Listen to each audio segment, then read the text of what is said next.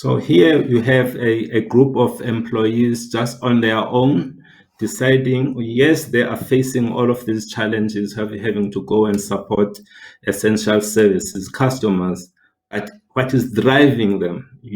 What is driving them is these values that we have, and they feel proud that they are serving their country, they are serving these customers.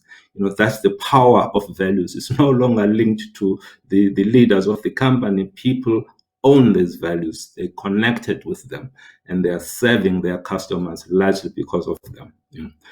When you think about some of the decisions that we have made in terms of the company facing COVID-19, our executives, if they have to forfeit 50% of their bonuses, when you're talking about paying, here you have a group of people that have earned their bonuses, but they are making a decision to forfeit 50% of that so that they can save the company, they can minimize job losses.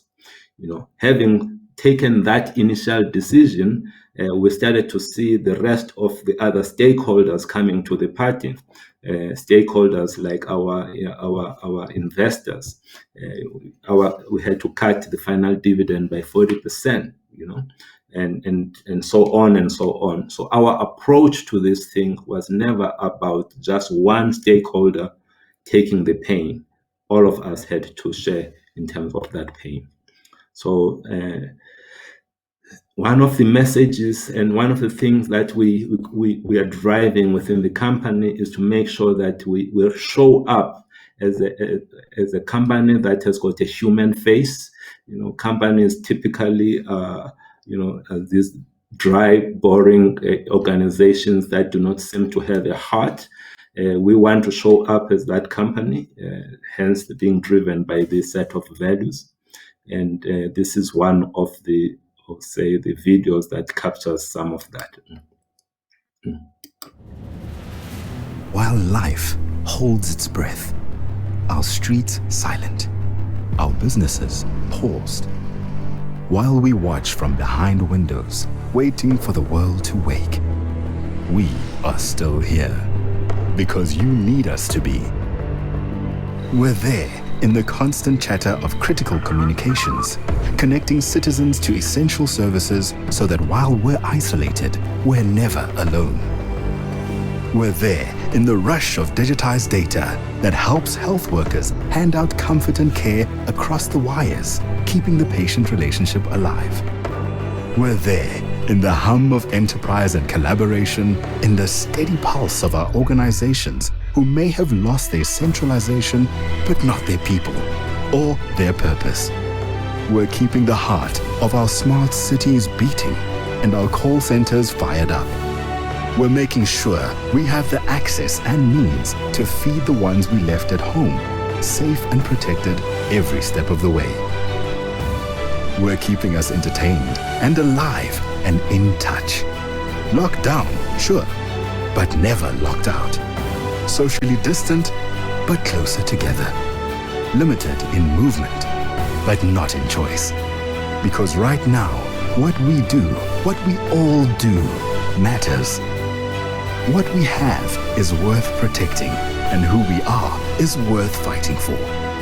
When we wake, and we will wake, we will see the fruits of today's labors. Every call answered, every outsider brought in, every payment made easier and trip made safer, all the ideas innovated, help given, and midnight oil burned. These shape and build our new world. They define tomorrow, and they define us. Altron. There when it matters. So to conclude, if you look now where we are, without changing too many people, we've largely been driving this company with the same people, but the same people are doing exceptionally great work. And to me, this is really the importance of having a clarity in terms of where you are going, because people are looking for direction.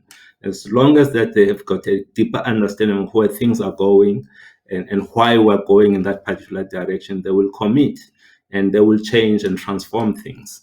and now we are having different conversations about this company, and we should be having different kind of narrative about many of the institutions that we have in our country that are failing.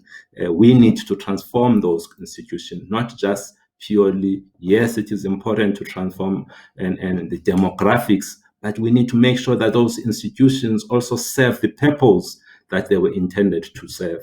If it is about serving citizens, let's make sure that they serve the citizens. Yes, transform demographics, but deliver on the services to the citizens. Make sure that you deliver to the students when it comes to education. And that is what our country needs as we speak now. So with that, thank you so much for listening. Sorry for going over a little bit my time. Thank you.